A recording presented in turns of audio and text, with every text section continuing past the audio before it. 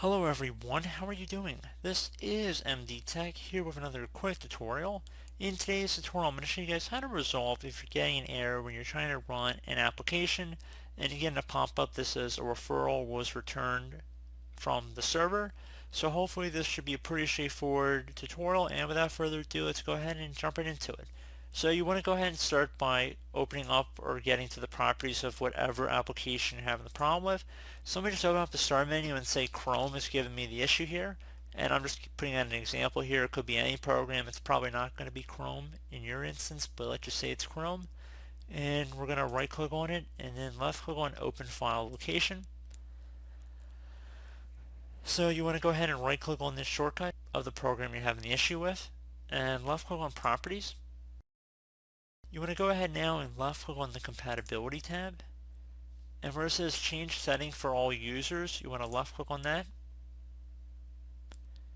You want to select where it says Run this program as an administrator, and then left click on Apply and OK. Close out of here. We'll suggest restarting your computer, and then hopefully that should be able to resolve your problem.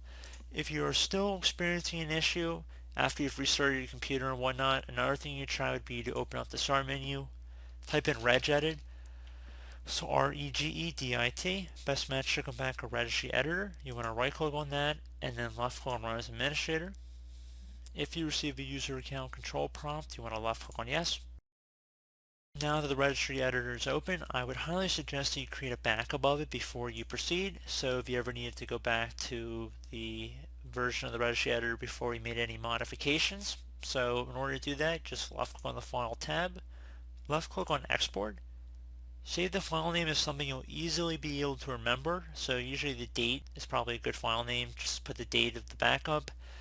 So for export range, you want to select all, save it to a convenient location on your computer, and then left click on save.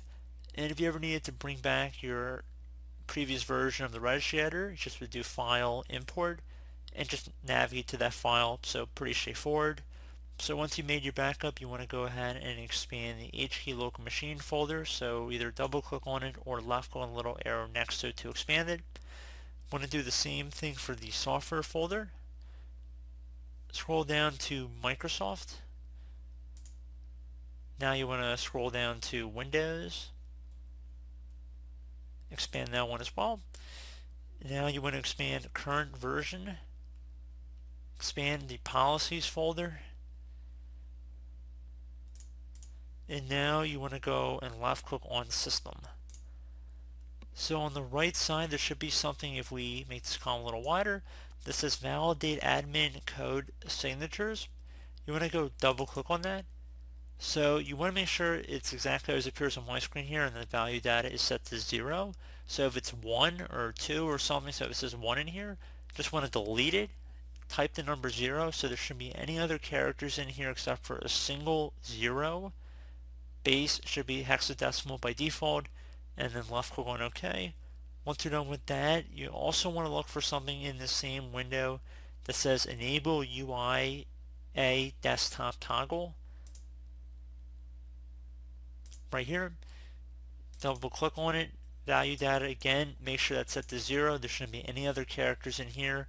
If it says 1 or 2 or any other number, just delete it and type the number 0. Left click on OK. Close out of here, restart your computer, and hopefully that should be about it. So I do hope that I was able to also resolve the problem. And lastly, if you are still experiencing an issue here, where if you're running Windows 7, Windows 8, or any version of Windows 10 except for Windows 10 Home, I'm going to show you guys a third method about how to hopefully go about resolving it. So we're going to go ahead and open up the start menu again, type in Group Policy. Best match should come back with Edit Group Policy. Again, if you're on Windows 10 Home, you're not going to see this option, so hence why this will not apply for that specific version of Windows 10. So anyway, left click on that.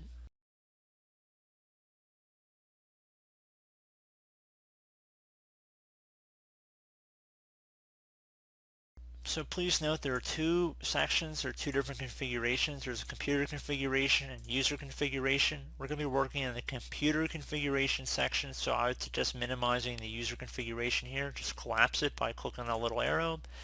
And I just don't want anybody getting confused by that. And then underneath computer configuration, you want to expand the Windows settings folder. So either double click on it or left click on the little arrow next to it to expand it. And then you also want to just go ahead and left click on where it says security settings.